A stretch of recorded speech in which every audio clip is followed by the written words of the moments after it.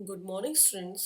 आज हम BSc part 2 physics के first paper thermodynamics and statistical physics में यूनिट 2 में chapter 5 distribution of molecular velocities and transport phenomena में मैक्सवेल के आणविक वेगों के बंटन के नियम को व्युत्पन्न करेंगे। पिछले वीडियो लेक्चर में हम पढ़ चुके हैं कि गैसों के अनुगति मॉडल के अनुसार गैस के अणु सभी संभव चालों से व सभी संभव दिशाओं में गतिशील होते हैं। अपनी गति के दौरान ये अणु दूसरे अणुओं से तथा पात्र जिसमें कि गैस रखी हुई है की दीवारों से टकराते रहते हैं। इन टक्करों के फलस्वरूप उनकी चाल व दिशा में निरंतर परिवर्तन होता रहता है। तो अतः कितने अणुओं का वेग, वह अणु की संख्या जिनका की वेग एक निर्दिष्ट दिशा में और परिमाण होता है, यह ज्ञात करने के लिए मैक्सवेल ने एक सिद्धांत प्रतिपादित किया जिसे हम कहते हैं मैक्सवेल का आणविक वेगों के बंटन का नियम, जिसे आज हम इस वीडियो लेक्चर में डिराइव करेंगे। तो उससे पहले इसके जो पिछले वीडियो लेक्चर में हमने पढ़ा उसके बारे में संक्षेप में पढ़ लेते हैं, रिवाइज कर लेते हैं, फिर आगे इसको हम डिराइव करेंगे। मैक्सवेल के आणविक वेगों के बंटन के नियम का कथन है कि नियत ताप पर अणुओं का वर्ग माध्य मूल वेग रूट मीन स्क्वायर वेलोसिटी तथा उन अणुओं की संख्या जिनके की वेग एक निश्चित वेग परास में होते हैं नियत रहते हैं। क्या चीज? ऐसे अणु जिनके की वेग एक निश्चित वेग परास में होते हैं, उनकी संख्या और उन्हीं अणुओं का रूट मीन स्क्वायर वेलोसिटी जो है वो किसी नियत ताप पर नियत होती है। मैक्सवेल ने अपने इस नियम को व्युत्पन्न करने के लिए अनेक कंसेप्ट्स अवधारणाओं का उपयोग किया। उनमें से मुख्य अवधारणाएं निम्न है कि गैस जिस भी पात्र में होती है उसमें गैसों के अणुओं की संख्या वृहत होती है, अत्यधिक होती है। माना पात्र का आयतन है V और अणु की संख्या है, गैस के अणु की संख्या है कैपिटल N। तो यदि हमें V आयतन में अणुओं की संख्या पता है तो एकांक आयतन में अणु की संख्या कितनी हो जाएगी? N/V। ये जो चीजें N/V वो है एकांक आयतन में अणुओं की संख्या, इसे हम कहते हैं संख्या घनत्व, number density. Small n is the number density which is equals to number of molecules in unit volume।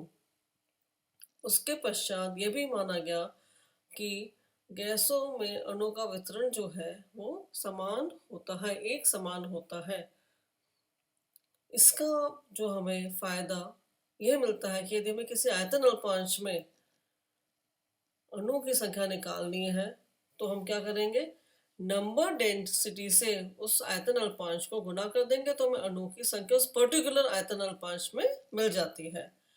माना किसी समय किसी अणु का वेग c है और उसके x, y व z दिशा में घटक क्रमशः u, v और w है, तो वेग का परिमाण कितना हो जाएगा? c square equals to u square plus v square plus w square. और माना कि अणु के वेग का x दिशा में u व u प्लस du वेग परास में होने की प्रायिकता fu du है। इसी प्रकार y दिशा में वेग परास v व v प्लस dv के मध्य वेग घटक होने की प्रायिकता है fv dv। और z दिशा में w व w प्लस dw वेग परास के मध्य वेग होने की प्रायिकता है fw dw। तो हम अणु के वेग घटक के इन सभी परासों में होने की कंबाइंड प्रोबेबिलिटी, संयुक्त प्रायिकता क्या होगी? इन तीनों प्रोबेबिलिटी को गुणा कर देंगे तो हमारे पास आ गया P equals to Q V W equals to FU DU FV DV FW DW। P जो है वो इन तीन वेग परासों में अणुओं के वेग होने की संयुक्त प्रायिकता है। और इसको रीअरेंज करके हम लिख सकते हैं P is a function of U, V and W equals to FU, FV, FW du dv dw। इन वेग परासों के मध्य जो हमने यहाँ वेग परास दिए एक्स दिशा में है u व u plus D you, y दिशा में v और v प्लस dv के मध्य, z दिशा में है w व w प्लस dw के मध्य। इन वेग परास के मध्य वेग घटक वाले अणुओं की संख्या dn माना हमने है, उसका मान कितना हो जाएगा n into probability P U V, और हम dn का मान लिख सकते हैं n, और यहां से हम इक्वेशन 2 से p का मान रख देंगे तो हमारे पास आ जाएगा dn equals to n F U F V F W D U D V D W. इसके पश्चात हमने अणु के वेग को एक डायग्राम में दिखाया था जहाँ पे हमने x दिशा को u से, y अक्ष को v से, z अक्ष को हमने w से प्रतिस्थापित कर दिया था, और उसके अंदर हमने किसी अणु के वेग c को प्रदर्शित किया था।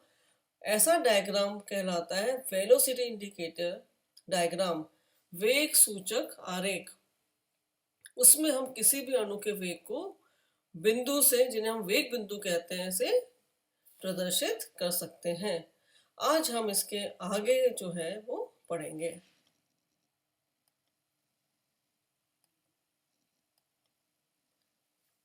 हम इस चित्र में देखें तो हमने क्या किया, बिंदु, ये वाला बिंदु जहां पर निर्देशांक है u v व w, किसी अणु का वेग c है, इस पर हमने एक अल्पांश, आयतन अल्पांश ले लिया जिसका आयतन है du multiplied by dv multiplied by dw। ये घनाकार आयतन अल्पांश लिया हमने, वॉल्यूम एलिमेंट ले लिया, तो इसका आयतन कितना हो जाएगा du dv dw।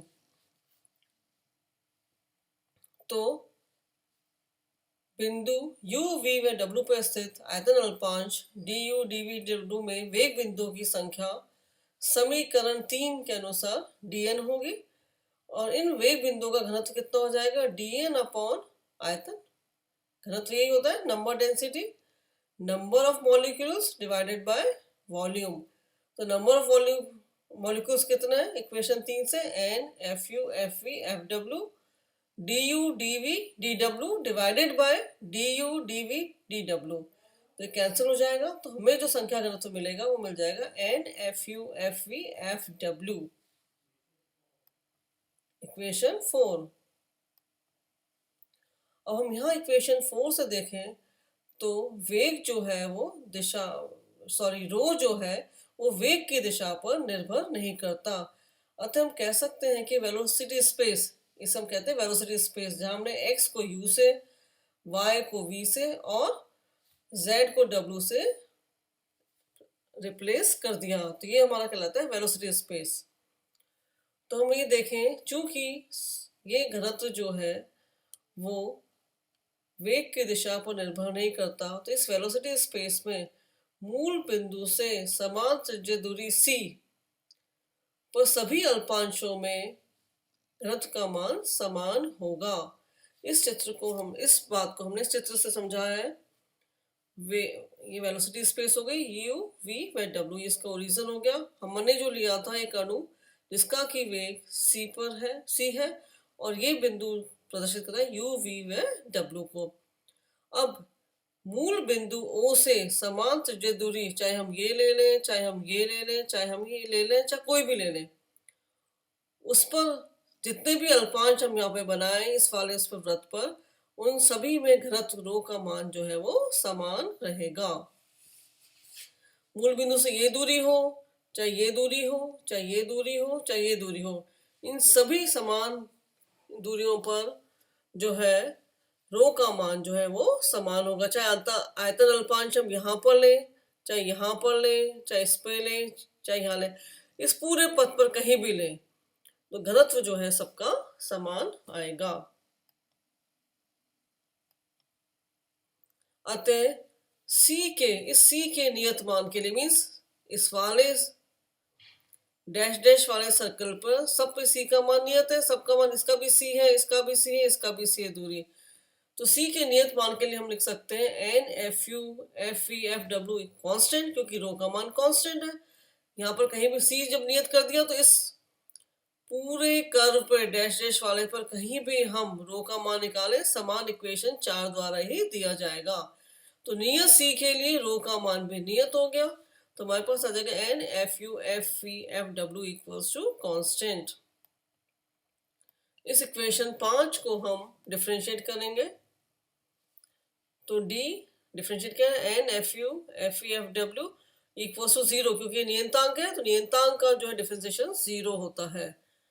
और इसको जो हम डिफ्रेंशिएट करेंगे तो हमारे पास आ जाएगा F V F W del F U upon del U D U plus F U F W del F V upon del V multiplied by D V F U F V del F W upon del W multiplied by D W equals to 0। Equation 6, equation 6 को हम F U F V व F W से divide कर देंगे, भाग दे देंगे, तो हमें मिल जाएगा 1 upon F U del U multiplied by D U plus 1 upon F V del V multiplied by D V plus 1 upon F W del W D W equals to 0।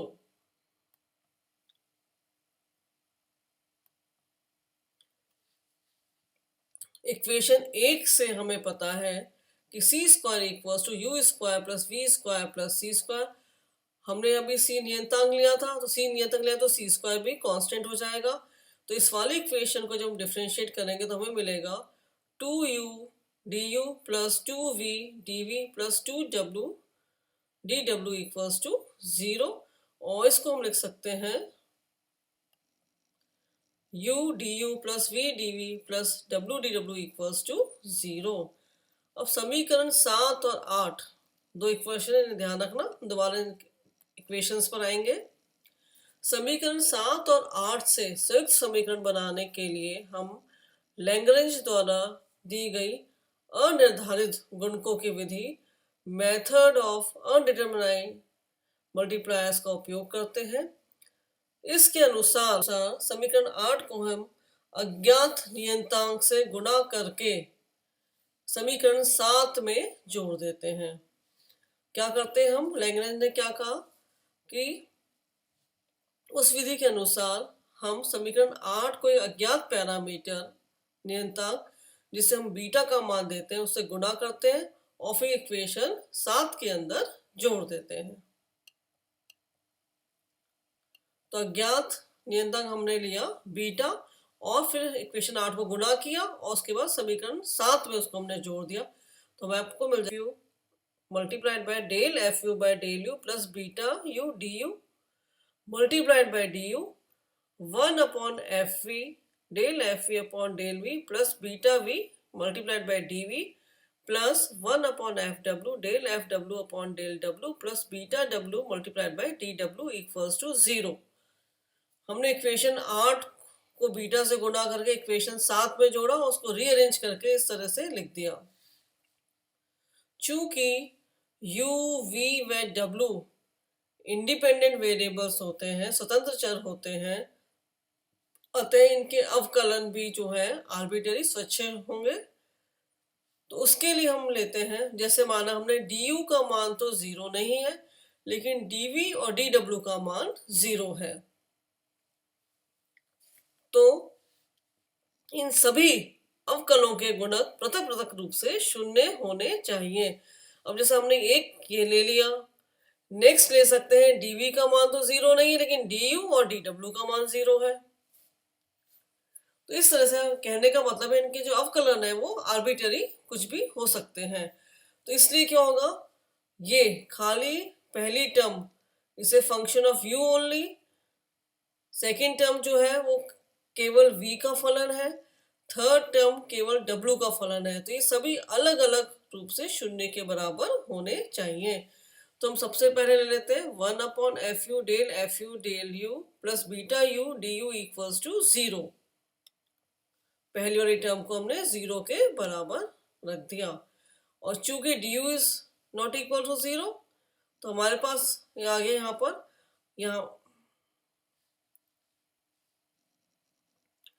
1 upon F U del U plus beta U equals to 0, क्योंकि du का मान तो 0 नहीं है, जैसे हम इसको लेके चले तो क्या हो जाएगा, इसका मान 0 नहीं है तो इसका मान क्या होना चाहिए, 0 होगा, क्योंकि दोनों का मल्टीप्लीकेशन कितना 0 के बराबर आ रहा है। तो इसको हमने इस तरह से यहाँ पर लिख दिया, 1/FU del FU upon del U plus beta U equals to 0।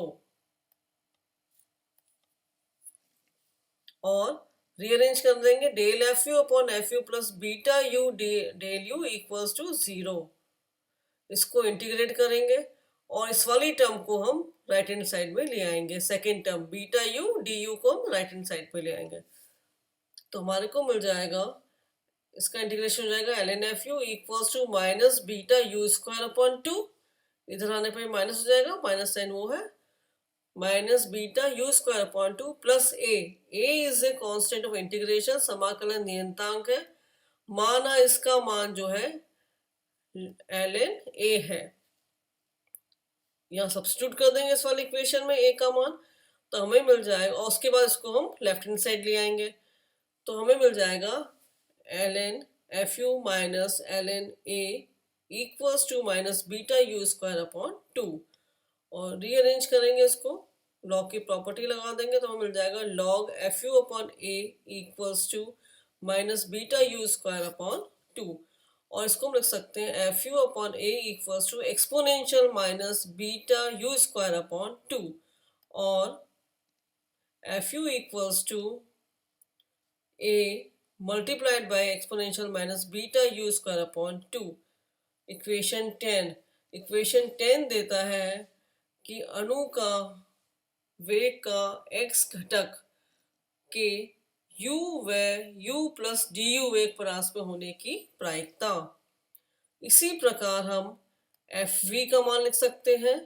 Fv का मान कितना हो जाएगा, u को हम v से रिप्लेस करेंगे तो हमारे पास आ जाएगा Fv equals to a exponential minus beta v square upon 2। जहां जहां भी u था इक्वेशन 10 में, वहां पे हम v लिख देंगे। इसी तरह से Fw इक्वल्स टू, हम क्या करेंगे, जहां जहां भी u था इक्वेशन 10 में वहां हम w लिख देंगे, तो Fw equals to a exponential minus beta square upon 2। अब इक्वेशंस 10, 11 और 12 से हम लिख सकते हैं Fu, Fv, Fw का मान कितना हो जाएगा, तीनों को गुणा कर देंगे तो a cube exponential minus beta u square plus v square plus w square upon 2। अतः वेग परास u व u प्लस du, v व v प्लस dv तथा w व w प्लस dw के मध्य वेग घटक वाले अणुओं की संख्या कितनी थी, dn का मान कितना था, n multiplied by Fu, Fv, Fw, du, dv, dw। तो हम क्या करेंगे, dn का मान हो जाएगा n a cube exponential minus beta u square plus v square plus w square upon 2, ये तो यहाँ से आ गया, du, dv, dw। और वेलोसिटी इंडिकेटर डायग्राम के अंदर इन वेग बिंदुओं का घनत्व कितना हो जाएगा, rho equals to dn upon du, dv, dw। तो हमारे पास आता है n Fu, Fv, Fw, जो कि हमारी इक्वेशन 4 थी। तो यहाँ पे हमारे पास आ जाएगा rho equals to N A cube exponential minus beta u square plus v square plus w square upon 2। ये नीचे से इधर जो था वो कैंसिल हो जाएगा, और रो का मान हमारे पास आ जाएगा N A cube exponential minus beta, ये कितना है इक्वेशन 1 से सी स्क्वायर अपॉन 2। और इक्वेशन 15 को हम लिख सकते हैं rho equals to N A cube exponential minus B C square, where B equals to minus beta by 2। तो रो क्या हो गया, N A cube exponential minus B C square. अब वेग c तथा c प्लस डी सी के बीच वेग वाले अणुओं की संख्या ज्ञात करने के लिए यदि हम वेलोसिटी इंडिकेटर कर्व में c और c प्लस डी सी त्रिज्या के दो सकेंद्रीय गोले खींचते हैं, इन गोलों के बीच इन गोलों के बीच वेलोसिटी स्पेस का आयतन कितना हो जाएगा, 4πc²dc। हम क्या कर रहे हैं, हमें चाहिए वेग परास c व c प्लस dc के मध्य अणुओं की संख्या। तो उसके लिए हम क्या करते हैं, velocity indicator curve u v और w है, ये वेलोसिटी इंडिकेटर कर्व होता है। इसके अंदर हम दो सकेंद्रीय गोले लेते हैं जिसमें एक की त्रिज्या तो कितना है c और दूसरे की है c प्लस dc, ये ना। तो एक तो अंदर वाला ये सर्कल, दूसरा ये बाहर वाला गोला। तो इन गोलों के, दोनों गोलों के जो बीच का आयतन है जिसको हमने हरे रंग से दिखा रखा है, वो होगा वेलोसिटी स्पेस में वो आयतन जो कि वेग परास c व c प्लस d के मध्य है। इसका आयतन, इस ग्रीन वाले क्षेत्र का आयतन कितना हो जाएगा, 4πc²dc। हमें इसी आयतन में अणुओं की संख्या ज्ञात करनी जिनके की वेग c और c प्लस dc के मध्य हों। जिनके भी वेग इनके मध्य होंगे वो कहाँ होंगे, इस ग्रीन वाले एरिया में होंगे। तो हमें इस आयतन के अंदर अणुओं की संख्या जो है ज्ञात करनी है, जिसको हमने ग्रीन कलर से हाईलाइट कर रखा है। तो माना इस आयतन में अणुओं की संख्या है dnc। तो वेग परास c व c प्लस dc के मध्य वेग वाले अणुओं की संख्या कितनी हो जाएगी, dnc equals to rho multiplied by आयतन कितना हो जाएगा, 4πc²dc। आयतन अल्पांश में हमारा आयतन कितना था, du dv dw। अब उसकी जगह क्या आ जाएगा, आयतन 4πc²dc, जो भी हमने वेलोसिटी इंडिकेटर कर्व में ग्रीन कलर से दिखा रखा है। तो dnc इक्वल्स टू हो जाएगा, रो का मान रख देंगे तो इसको हमने रीअरेंज किया तो 4πna³ exponential minus bc² multiplied by c²dc। समीकरण 17 उन अणुओं की संख्या को बताता है जिनके की वेग c व c प्लस dc वेग परास के मध्य होते हैं, वो ग्रीन वाले एरिया में होते हैं। समीकरण 17 में दो अननोन पैरामीटर्स है a और b, जिनके मान हमें ज्ञात करने हैं। नेक्स्ट वीडियो लेक्चर में हम इन्हीं दो नियतांकों के मान ज्ञात करेंगे। Thank you.